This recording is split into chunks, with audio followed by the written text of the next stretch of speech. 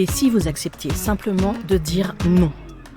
Ce n'est pas quelque chose d'évident. Pour ma part, je l'ai fait une fois jusqu'à présent et ça ne s'est pas très bien passé. Bonjour à tous et bienvenue dans La Com n'a qu'à bien se tenir, le podcast qui vous dévoile tous les secrets de la communication moderne. Je suis Céline, votre social media et community manager, et aujourd'hui, je vais vous raconter tout ça, mais avant, je vais surtout vous préciser que ça n'était pas un non injustifié. Alors, avant de rentrer dans le vif du sujet, je vais d'abord vous expliquer ma situation. Je suis travailleur handicapé, j'ai plusieurs pathologies au niveau du dos. De ce fait, il y a des moments où je vais bien, en tout cas pas trop mal, et d'autres moments où je suis tout simplement inapte au travail. D'où ma reconversion professionnelle, les études que j'ai reprises afin de pouvoir travailler de chez moi. Suite à cette reconversion, au diplôme obtenu, à la création de mon entreprise le 1er mai 2022, j'ai donc un client, il y a peu de temps, qui m'a contacté pour mes services occasionnellement. C'est-à-dire qu'il souhaitait 1 à 2 publications par semaine maximum et il n'avait pas grand égard quant aux règles nécessaires dans la communication digitale. Au téléphone, il me parle donc de ce qu'il a pu avoir sur ses réseaux sociaux concernant ses activités. Je m'empresse donc de consulter ses réseaux sociaux. Il lui fait quelques remarques sur des choses qui ne sont pas autorisées. En l'occurrence, un verre d'alcool mis en photo sans les préventions à consommer avec modération, etc. Je vois également d'autres publications avec des images qui ne sont pas libres de droit. Je lui fais donc la remarque gentiment, poliment, en lui expliquant que ce sont des choses qu'il faudra qu'on voit ensemble si nous venons à travailler ensemble parce que ce n'est pas autorisé et qu'il risque d'avoir des retours de bâton. Première chose qui me semble suspecte, ça ne lui pose aucun problème. Lui, tant que les gens voient, en plus dans ce qui a été publié par la personne précédente, c'est ce qu'il préfère, il ne voit pas le malaise. Premier point compliqué pour moi, puisque très honnêtement, j'aime bien être dans les clous, que ce soit dans la vie quotidienne ou dans la vie professionnelle. Plus vous êtes dans les clous, moins vous risquez de problèmes. Cependant, je ne m'arrête pas à ça, je continue à consulter, etc. Il me dit ce qu'il souhaite, il parle énormément d'argent. Soyons honnêtes, son activité produit beaucoup d'argent. Cependant, il n'a pas de budget com. Alors là déjà, votre petit sourire, je le vois bien.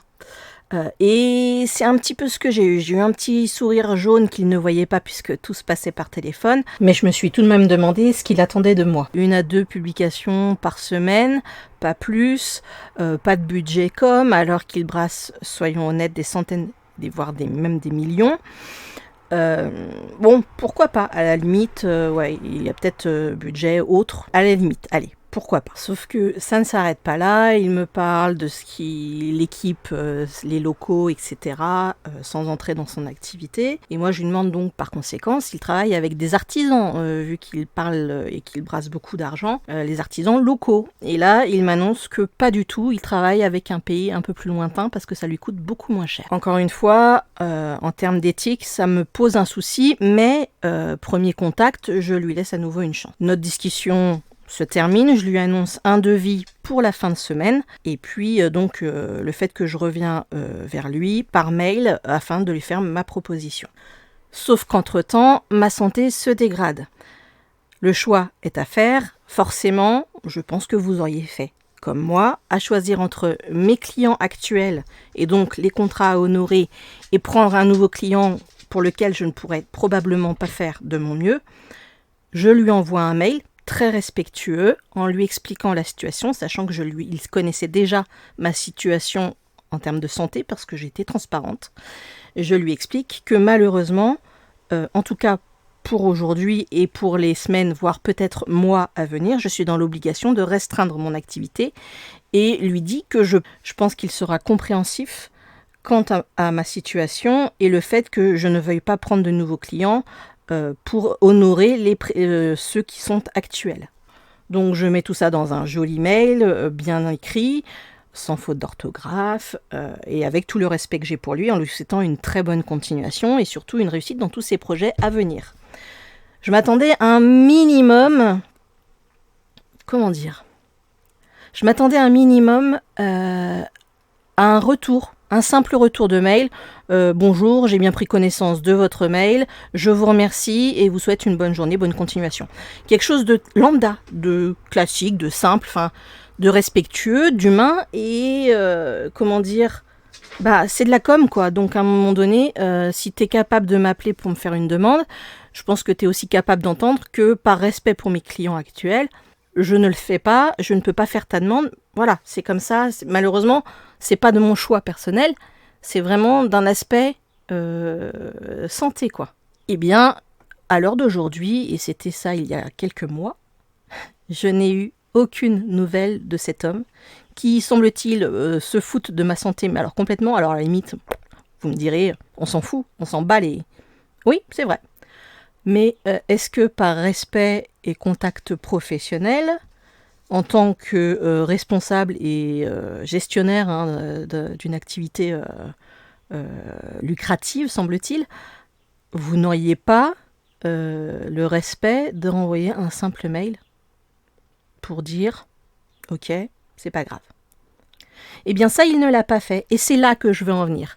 Je lui ai dit non. Alors, dans mon cas, certes, pas par choix, mais je lui ai dit non. Et là, c'est comme si on avait eu un enfant qui voulait une sucette, à qui on a dit non et qui boude.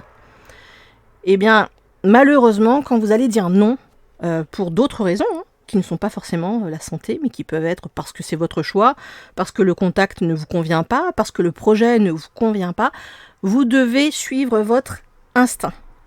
Et en l'occurrence, dans ce cas-là, faites comme bon vous semble. Oui, dire non, on n'aime pas. Non, on n'aime pas forcément en recevoir non plus, mais il y a des situations dans lesquelles on n'a pas le choix. Il faut, quand vous dites non, effectivement, que vous soyez en accord avec vous-même. Il ne faut pas dire non parce qu'on vous a dit de dire non. Il ne faut pas dire non parce que ce jour-là, vous étiez simplement de mauvaise humeur. Il faut effectivement que votre non soit réfléchi. C'est pour ça qu'il ne faut pas dire oui, il ne faut pas dire non dès le premier contact. Vous annoncez un devis gratuit, sans obligation derrière d'achat ou autre. Vous annoncez un délai et prenez le temps sur ce délai pour vraiment réfléchir à tout ce que vous avez pu dire lors de cet échange. Je reprends mon exemple. Si je m'étais arrêtée effectivement aux différentes choses, donc le fait qu'il se foute totalement de la législation sur les publications, le fait qu'il brasse des milliers, voire des millions, le fait qu'il ne parle que d'argent, qu'il n'a apparemment pas de budget pour la com, etc., j'y ai pas pensé sur l'instant, mais quand je lui ai envoyé le mail, que j'ai vu que je n'avais pas de réponse, j'ai réfléchi à cette discussion. Et là, je me suis dit, si dès le départ, j'avais pris le temps de réfléchir et lui dire simplement, non, en fait, vos valeurs ne correspondent pas aux miennes, tout en étant respectueuse. Mais si j'avais fait ça, peut-être que j'aurais été un peu moins déçue derrière. Alors, je suis entière, mais je suis très polie. J'ai eu une éducation qui fait qu'aujourd'hui, moi, quelqu'un qui n'a pas le respect de répondre à un mail, qui ne prend pas le temps, ne serait-ce que une ligne, 2 lignes, et là je vais parler aussi pour tous les jeunes alternants, parce que j'ai un travail, j'ai une double casquette de formatrice à côté et de coach auprès des jeunes pour trouver leur alternance. Très honnêtement, les entreprises qui ne prennent pas le temps, ne serait-ce qu'un mail d'une ligne pour dire « on est désolé », on n'a pas de place, on est désolé, votre profil ne correspond pas, on est désolé, peu importe. Mais le jeune aujourd'hui, il envoie 100, 200 candidatures pour une alternance, il n'a quasiment pas de réponse. Alors on le sait, c'est pas nouveau. Ce n'est pas nouveau. Je suis d'accord avec vous. Mais aujourd'hui, c'est tellement galère pour un jeune, il trouve l'école, il passe les tests, il réussit les tests, il se dit super, ça le valorise, et derrière, il ne trouve pas pour la rentrée son entreprise. L'association qui forme en alternance avec laquelle je travaille aujourd'hui n'a toujours pas de candidats pour certaines formations parce qu'ils n'ont pas l'entreprise. Et ça n'a pas empêché que nous, on a fait du phoning derrière à fond auprès des secteurs grenoblois, etc. Les entreprises ne répondent pas. Il y en a certaines qui sont limite vulgaires avec vous lorsqu'ils prennent le temps de décrocher. Et voilà. Donc, eux ne disent pas non par mail. Enfin, c'est un manque de correction. Alors oui, aujourd'hui, deuxième épisode de podcast, boum, je vous mets un gros coup de gueule, soyons honnêtes. Mais parce que Les jeunes demandent à se former, les jeunes demandent à avancer, les jeunes demandent simplement à avoir un projet professionnel qui tienne la route. Ça tient aux personnes qui ont un emploi et qui sont déjà passées par là, qui ont déjà eu dans leur jeunesse des refus ou des manques de retour d'informations, de non-réponse. Punaise, mais ça coûte quoi de se rappeler de ce par quoi nous sommes passés pour aider ces jeunes aujourd'hui à obtenir ce dont ils ont besoin pour devenir, dans les années à venir, des adultes posés et qui, eux, prendront la peine de répondre. Exemple tout simple, hier, j'ai un jeune qui m'a laissé un message sur mon répondeur pour postuler en candidature spontanée auprès de moi. Je n'étais pas disponible, je n'ai pas répondu, mais derrière, j'ai pris le temps de lui envoyer un texto, simplement en lui expliquant que moi, j'avais déjà du mal à avoir un salaire pour moi, voire pas du tout même en ce moment, mais je ne suis pas restée là-dessus. J'ai été plus loin. Je lui ai dit voilà, et je l'ai fait par écrit justement pour qu'il n'ait plus qu'à relire le texto et faire ce que je lui ai proposé. Je lui ai dit d'aller sur LinkedIn. Je lui ai dit de revoir son CV, d'essayer de faire un CV créatif. Je lui ai donné un exemple d'un CV que j'ai vu dernièrement sur LinkedIn et qui était un très bon exemple. Et du coup, je lui ai donné plusieurs conseils comme ça. Et puis, en retour, il était enchanté parce qu'une personne lui avait répondu et que même si c'était négatif, il a eu des conseils et il s'est senti valorisé. Donc, vous pouvez dire non. Là, c'est un autre non d'une autre façon, mais rien n'empêche que votre non soit accompagné, que votre non soit positif. C'est contradictoire, je sais, mais dans le cas de ce jeune, sa journée, il y a quand même eu une réponse et en plus des conseils. Un jeune qui en veut vraiment, il sera déjà content d'avoir ça. C'est pas grand-chose. Le texto m'a pris quoi ? Allez, 2 minutes le temps de bien formuler. Et puis derrière, ça apporte des choses. Il faut qu'on soit conscient qu'on peut dire non, mais qu'on peut apporter notre aide, ou alors qu'on peut dire non pour de très bonnes raisons. Non n'est pas un gros mot. Il faut juste savoir le constituer de la bonne façon. Donc le jour où vous avez besoin de dire non, ne vous en empêchez pas, mais soyez productif. Restez humain, tout simplement. Aujourd'hui, on le sait, les valeurs humaines qu'on a pu... Alors, je vais passer pour une vieille de 90 ans, limite un siècle. Mais soyons honnêtes, si les valeurs qu'on nous a apprises lorsqu'on était jeunes restaient aujourd'hui, les jeunes d'aujourd'hui les appliqueraient également. Ça s'est perdu, mais ça c'est pas de cette génération-là, c'est de bien avant.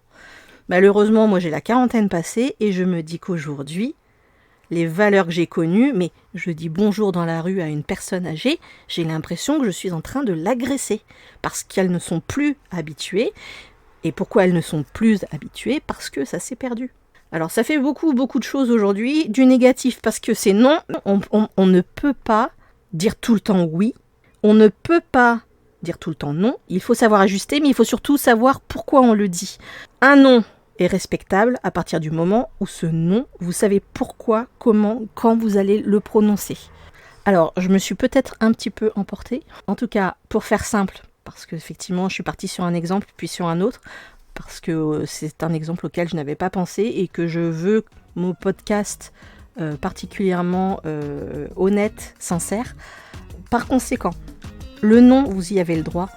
Comme je vous l'ai dit, on va résumer très simplement. Non, ok. Mais pourquoi, comment, quand ? Et surtout, avant de dire non, prenez le temps de réfléchir. Comme avant de dire oui, ne vous faites pas avoir. Moi, je repense à cet entrepreneur-là. Si je ne l'avais pas eu, je pense qu'aujourd'hui, je n'aurais encore dit non à aucun projet. C'était au terme de santé, ok. Mais je pense que si j'avais dit oui, parce que je serais partie sur un oui autrement, j'aurais été terriblement déçue parce qu'en fait, cette personne ne correspond pas aux valeurs que j'ai et aux valeurs qui me semblent essentielles dans la vie. Voilà. Sur ces bons mots, la com n'a qu'à bien se tenir, ça va se terminer pour aujourd'hui. On se retrouve dans une semaine pour un autre sujet. D'ici là, portez-vous bien. C'était donc Céline pour la com.